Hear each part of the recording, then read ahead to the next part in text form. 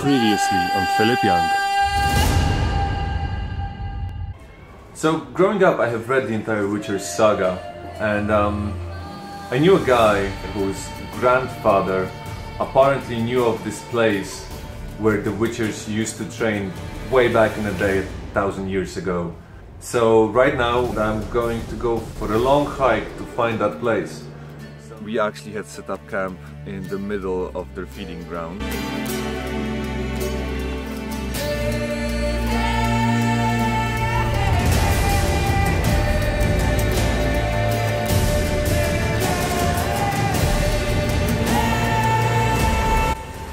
I found myself in a bit of a crisis situation.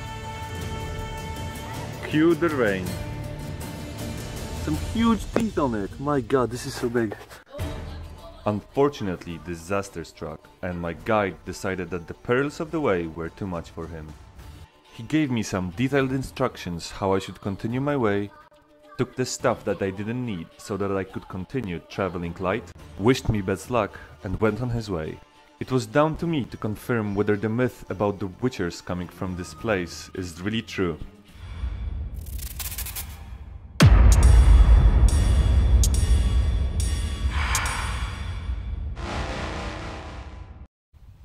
So, as you know, my guide has left me. I'm here all by myself now, and it's the last and most perilous part of the way. So I better get going, especially since it's rapidly getting late over here and I still need to do a couple of kilometers and find a suitable space to sleep, especially since it's going to be by myself. So this one last night is a solo wild hammocking night over here, just before my destination. So stay with me on this one, guys.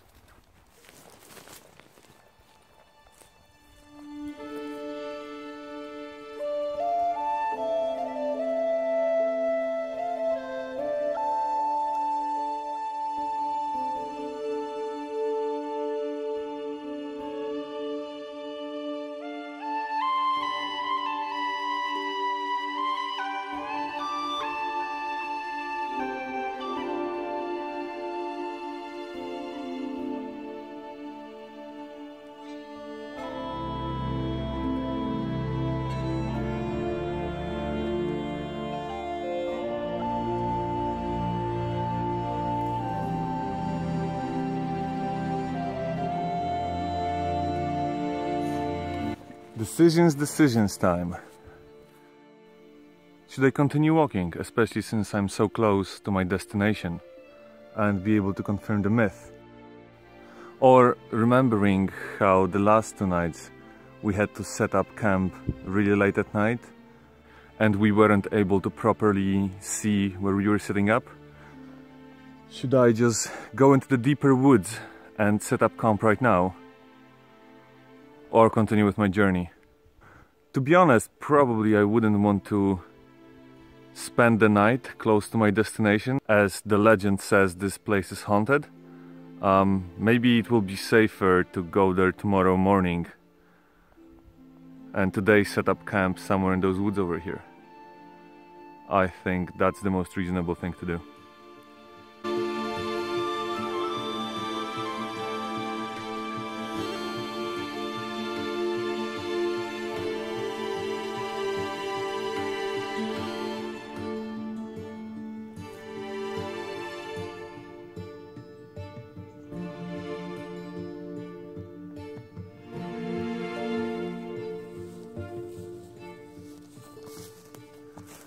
Right. So my camp is set up. Now I will go back to the footpath and see how much my camp is visible from there, just to make sure that any passers-by or or people like that wouldn't notice me, ideally. Okay, looks very good. There's no chance of anyone seeing it.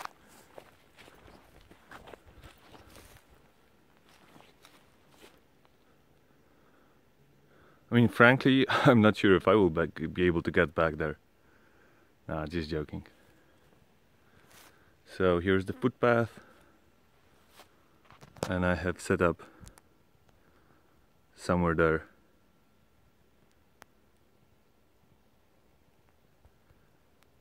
Okay, looks all safe. Okay, so only once you get a little bit into the forest you can actually see where my shelter is.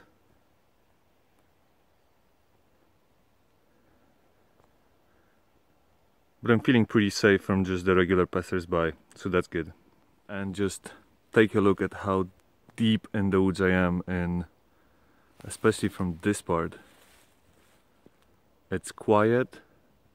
I can hear every branch snapping in a distance. I know that there are animals around me. Earlier on today I saw like the biggest boar in my entire life. And it almost ran past me. It's a shame I didn't have my camera handy. But I wasn't expecting an animal of this size to be in this forest. Or maybe I was, maybe it was just my imagination playing how big it was. Anyway, it is pretty thick and dark over here. I guess this is what you would expect going wild camping in Eastern European forests.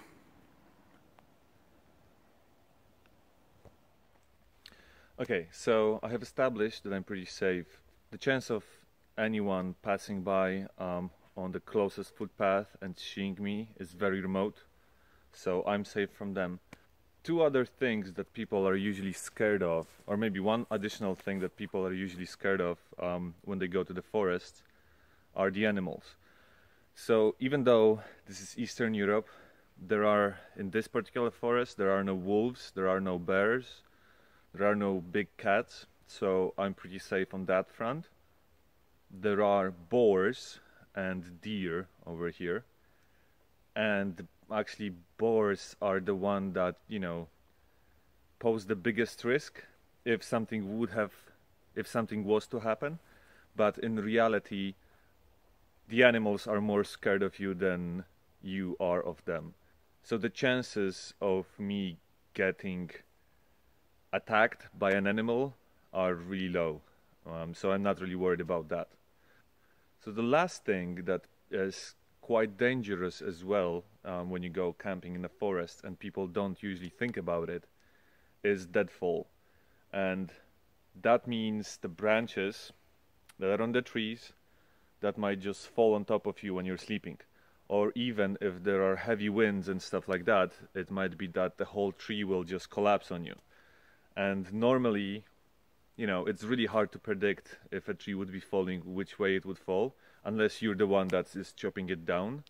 But, you know, if it happens naturally by the force of wind, or, you know, the tree is dead, the wood is rotten or something like that.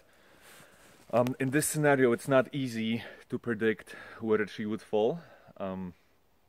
So, you know, what I did, I just made sure that those trees around me are more or less healthy and safe. So that should be okay. So the last thing that I was worried about were the branches on top of my shelter. As you can see, there are a couple, but it should be safe. I think this pine tree over here poses the biggest risk of anything falling down from it, and it's right next to my hammock as well. But so far the forest is so quiet, there's barely any touch of wind, so hopefully it will stay like this throughout the night. Yeah, it is so quiet over here, it's really spooky. So it is getting dark pretty rapidly right now. As you can see, I already have to use additional light source. I think that tonight I'm gonna have an early night to wake up early in the morning and finish my journey. I think that's a reasonable plan, so see you guys in the morning. So things are a little bit spooky right now. For the past hour, maybe hour and a half, there has been like a dog barking really close to me, like way too close for me to be comfortable. Why is there a dog in the middle of the forest? Anyway, the problem is that the dog has like a really deep barking voice.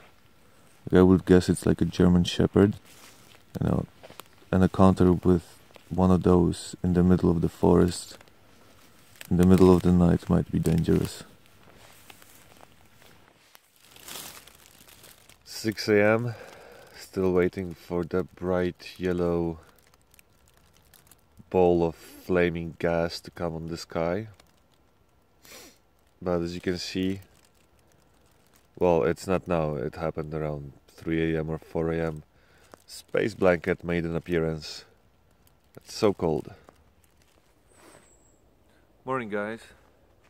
It is 6:45 a.m. It is freezing cold.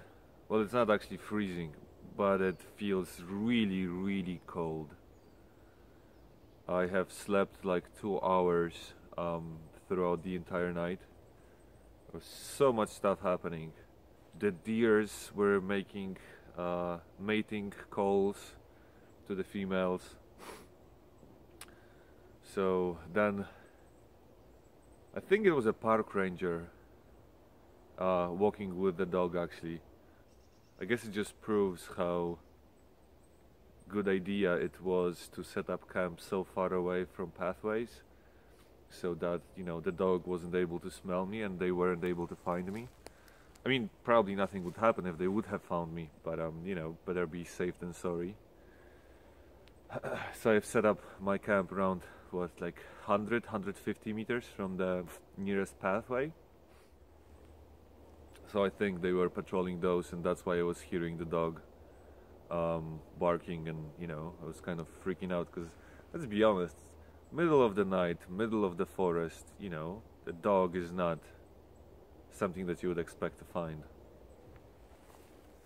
So yeah, so I'm gonna be breaking camp early, well, right after breakfast, and I will be taking the last few kilometers before reaching my destination, where I will be able to see whether the myth is actually true. Alright, let me break camp and eat some breakfast. There you go. Sunrise in the forest.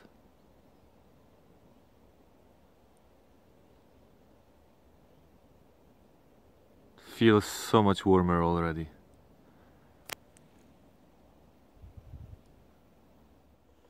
So I'm leaving my campsite, and again, as always, leave no trace. Be respectful. Leave it for the next person as you would want to find it yourself.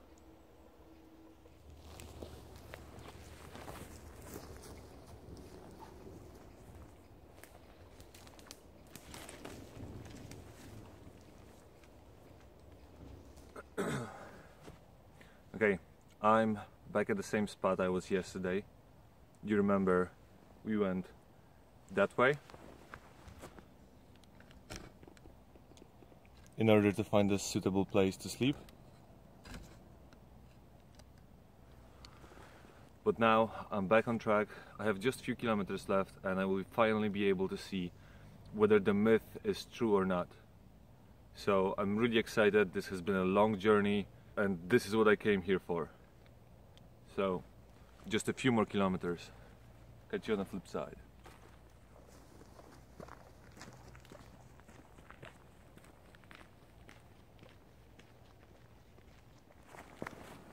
I thought that while this adventure is coming to an end, I might do a few summaries, might conclude a couple of things.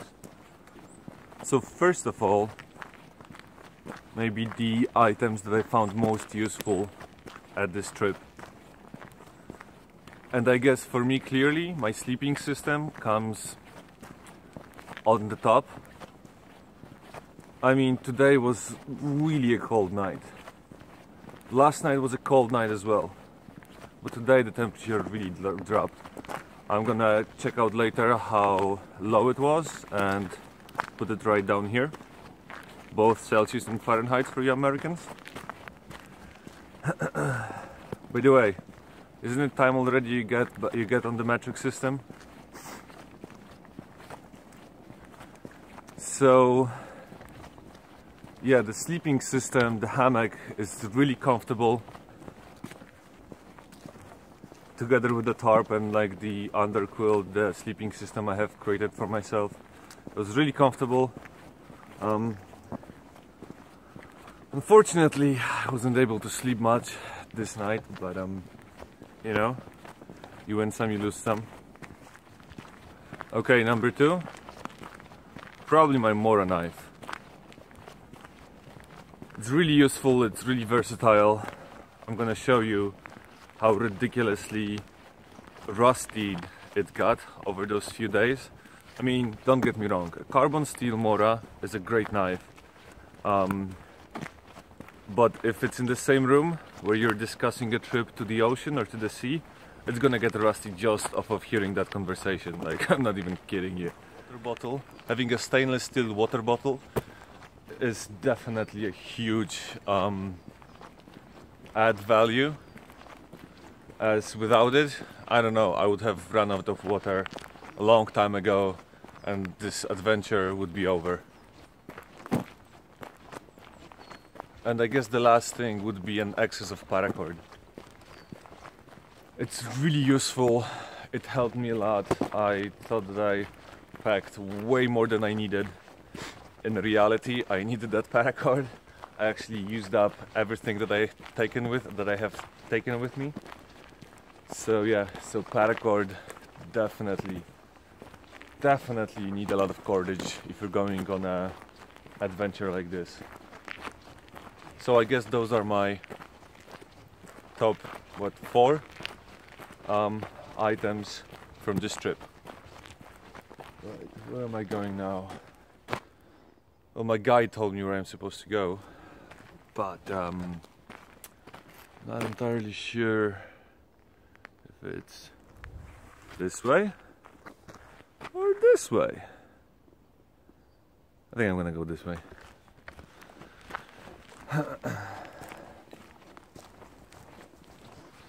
Well, it was definitely very cold on this trip.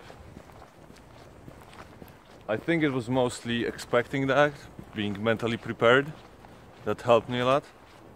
I think that was the key for me. I also have to admit that actually when my guide left, he took quite a lot of the stuff that we had with us, like the gas stove and stuff like that. So right now my backpack is so much lighter.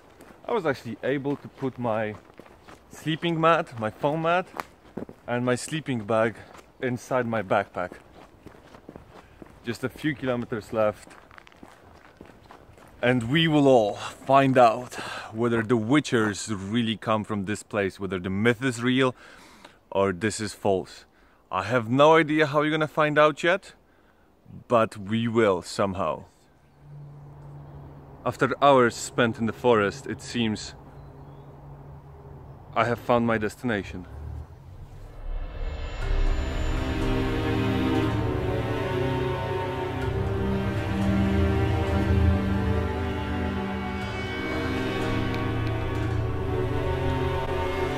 There are only ruins left from what was once a great fortress.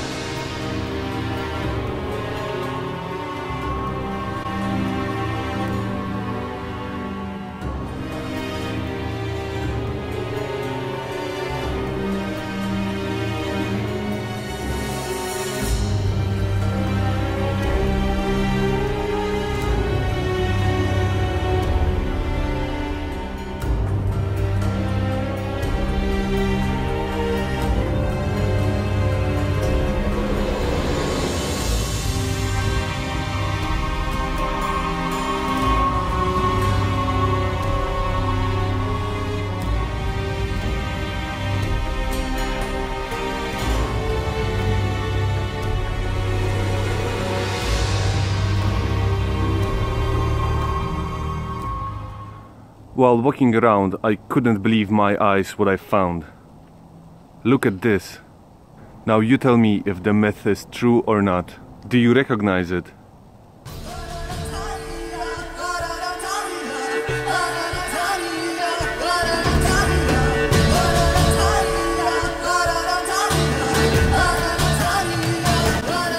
Now the trip is over and it's time for me to go back home. I hope you enjoyed this adventure as much as I did.